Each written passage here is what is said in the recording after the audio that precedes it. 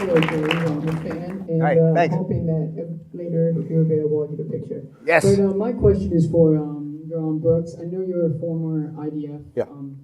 And I also have been to Israel, and I noticed that open carrying is very common over there.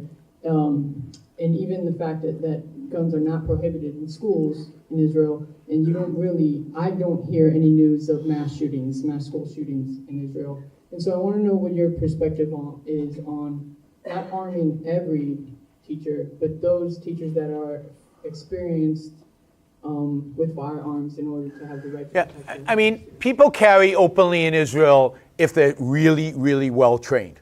So Israel does not have liberal gun laws for just everybody. But then everybody goes through the army. But even going through the army doesn't guarantee that you're well trained. Those people who are really well trained are the ones who you see open carry. And of course, in Israel, you see security guards everywhere because there's security guards everywhere. Look, I think the school shooting debate, we're having the wrong debate. I don't think school shooting is about guns.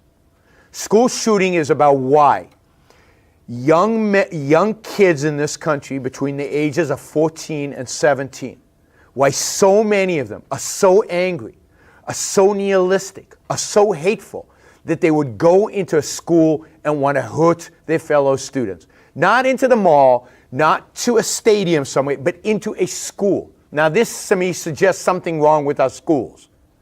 So I think we need a debate in this country about education policy, about what government schools are doing to our kids, why there's so much nihilism. And partially, I think this relates to Antifa and relates to the violence that's out there.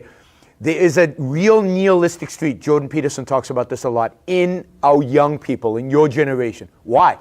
I think it's because of the educational system. I think it's because of government schools. And I think our government schools are training young nihilists. They're causing people to become nihilistic. That's the problem. That's what needs to be dealt with. That's what needs to be challenged.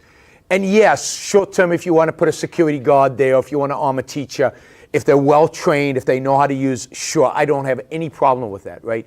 But I don't think that's a long-term solution. The long-term, and the thing nobody wants to talk about, why are these kids so angry at their school?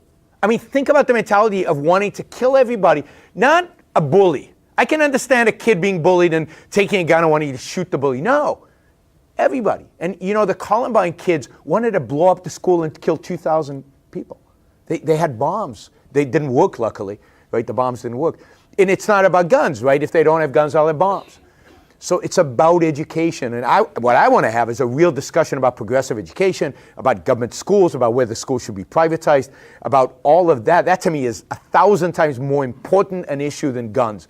Guns is not an important, one way or the other, in my view. Now, I know a lot of people disagree with me on this, but one way or the other, I don't think guns matter. If they took all our guns, it doesn't matter. And if we kept all the guns, it doesn't matter that much. What matters 1,000 times more is what's happening in our schools.